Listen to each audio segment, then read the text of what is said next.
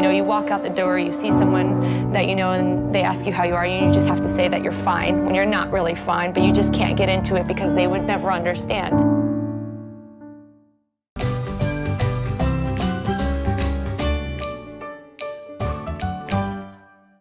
Hey guys, it's Heather here, and I'm bringing you another in-depth guide, this time all about giant bombs for Clash of Clans. Like my Springtrap guide, and if you haven't seen that yet, be sure to check it out after this video. I'm going to go into some basic details about these traps, but I'm also going to go into great detail about top strategies for placement, including showing you the new meta for double giant bombs, the instant bacon makers with no bomb tower. There is a way to do it. I'm going to show you how to do it. It's top secret being exposed. And I haven't seen anybody talk about this yet. I feel like I'm giving away this huge secret. It's going to blow you away, literally. So let's get right into it. You get one giant bomb starting at Town Hall 6, and then one additional giant bomb per Town Hall level up to Town Hall 10 for a total of 5 giant bombs. Town Hall 6s can level their giant bomb up 1 level to level 2, and Town Hall 8s can make them level 3, and Town Hall 10s can max them out at level 4 giant bombs. Level 1 giant bombs do 175 damage to all the units in its damage radius,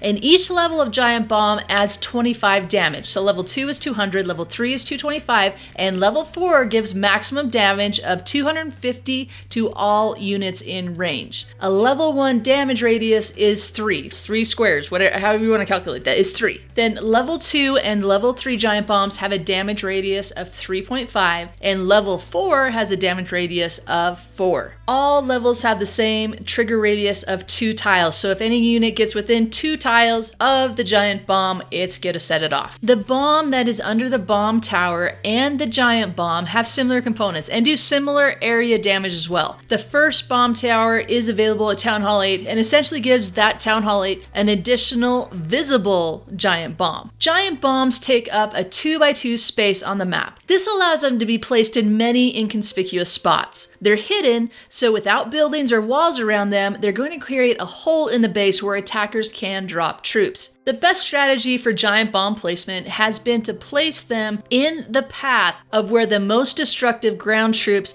with mid-range hit points will travel. Troops such as bowlers, Valkyrie, and miners have all been an important focus for giant bombs, but the Hog Riders have always been the most popular troops for giant bomb defense placements. Because Hog Riders target defenses, it's easier to know how they're going to path on your base, unlike the bowlers and the Valks and the miners who tend to have a mind of their own. So the giant bomb's main defensive focus has been to take out Hog Riders, and the most popular tactic has been to place 2 giant bombs next to each other between 2 defensive buildings where Hog Riders will path. This placement has coined the phrase bacon or bacon maker, as triggering 2 bombs at the same time by Hog Riders was an instant death that attackers could not heal out of no matter how high of a level their hogs were. However, with the October 2016 update, giant bombs were reverted to no longer do 1.5 damage to Hog Riders. This allowed attackers to be able to heal Hog Riders out of a double giant bomb placement. But there are multiple ways you can create bacon makers with double giant bombs. It's more difficult in this new meta, as some placement requires hogs to be running in a specific direction, but it's still possible to create instant death areas for hogs. The first way you can do this is by placing 2 giant bombs after a bomb tower. The bomb tower bomb followed by 2 giant bombs will create an instant death area that hogs cannot heal out of. Using a wizard tower as the back-end defense is an extra safety measure to make sure that those hogs don't survive. Double giant bombs on their own will take out a group of hogs if the attacker doesn't heal the area in time. However, it's easy to spot these 2x4 areas on the base and prepare for them. So now this brings me to the whole reason you came to this video, the new double giant bomb. And we're going to call this the double, as it's going to take 2 giant bombs and 2 bombs to pull this off, just 2 of the regular small bombs. Now, what is so special about this is, First, it's completely hidden. There's no bomb tower used in this setup to hint to the attacker where this double-double is going to be placed. Secondly, there are multiple setups for this double-double, and it can be way more inconspicuous than just the normal 2x4 space on the base. Yes, you can set this up as a 2x6 space, which is probably the most powerful one that you're going to catch the hogs at almost every single possible angle that they hit it at. But there's also setups that require a 2x2,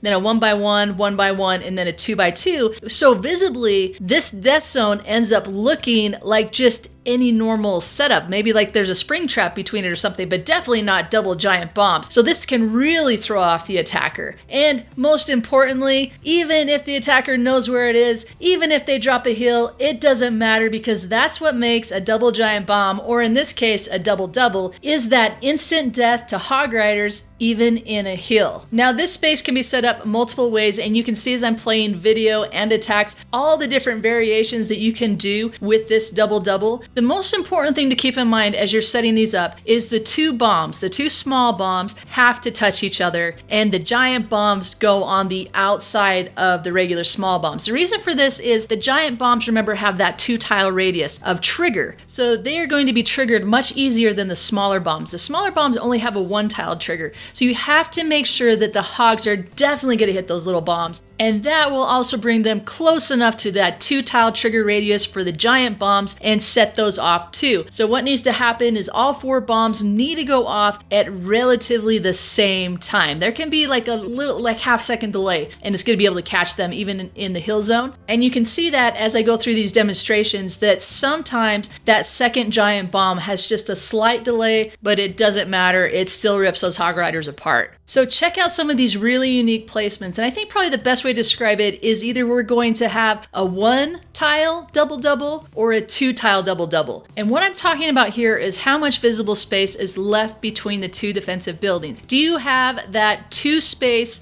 area between the buildings like we're used to in the double giant bombs, or is it just a 1 space? If you're using a 2x2 defensive building, so we're talking the air sweeper or the Tesla here, it's just going to take 1 space for sure between that and the other 3x3 defensive building. So it's going to look like there's no way there's going to be a giant bomb bacon maker in that area, right? And you can also do this by using 2 3x3 buildings. You just need to offset them, just kind of like how you would be placing spring traps. So they're not going to be lined up directly with each other like how we're used to on the double giant bombs. So either a 2x2 going into a 3x3, that creates that 1-tile space, or if we have 3x3s, they have to be off center from each other. And you can see that in these setups. Now these 1-tile double-double setups are so awesome because the attacker is going to have absolutely no idea where these are. So it's going to catch them off guard. They may not even put a hill there. So you're definitely going to catch them. The only thing with this is there are some really weird angles.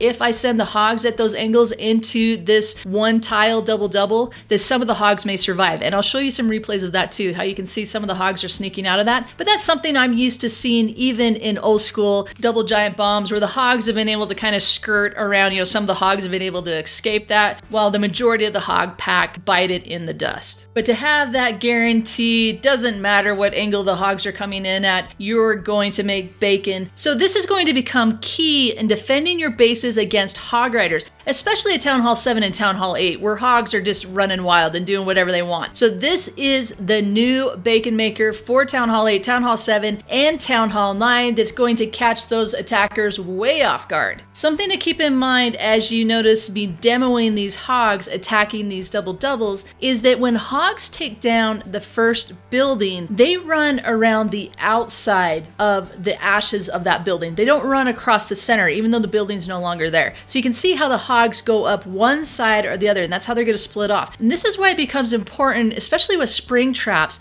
to offset your buildings so that you can direct hogs right over the spring trap, because they're not going to go straight through the center. This is also something you need to keep in mind with when you're making these double doubles. and trying to determine what direction these hogs are going to be running at, and so which side of the building are they going to run across once they take that first building down. Now let's move on to Town Hall 10 and Town Hall 11, typical placement for giant bombs. And usually that's going to be close to the infernos to stop hogs or to force a freeze hill. On some bases for Town Hall 10 and 11, it's important to put the giant bombs into the core to stop the Valkyrie. Most of the time on great Town Hall 10 bases, you're going to see 2 giant bombs used in an inferno compartment and the other 3 placed where you'd want to force the attacker to heal or take unexpected damage. For example, pairing them with a bomb tower that's out of range of an inferno can definitely force the heal or take out troops that the attacker wasn't expecting to need to use a heal on. So as you're designing your bases, the main rule when it comes to ground traps for all Town Hall levels, the springs, the bombs, the Teslas, is that you want to utilize these in separate zones on your base. You don't want to set up kill zones of giant bombs and spring traps together. You want to use spring traps to take out troops that are already at full health. The Tesla farms in themselves are going to force a heal,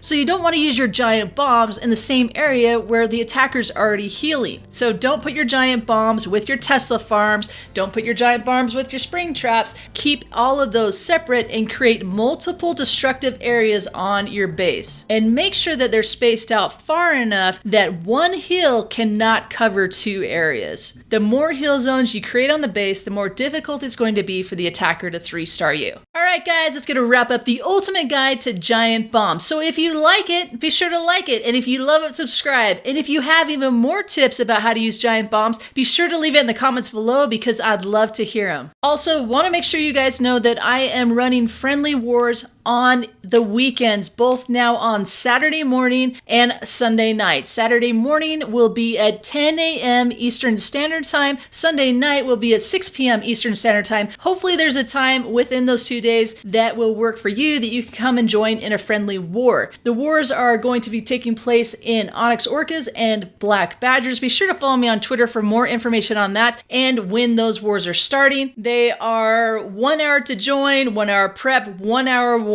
Just a lot of fun. And then I'm putting the best attacks onto my second channel. I'll link to that in the description down below. That second channel is Clan War Attacks, and you can go there and find the playlist from your friendly war and see your awesome attack and share it with others. Plus that channel has playlists of all different kinds of popular attacks that you can go and watch and get up to strategy on how to do that attack yourself. So be sure to sub to that channel if you haven't already because I'm updating it constantly with new 3-star attacks. All right, guys, thank you so much for watching, and I'll catch you next time.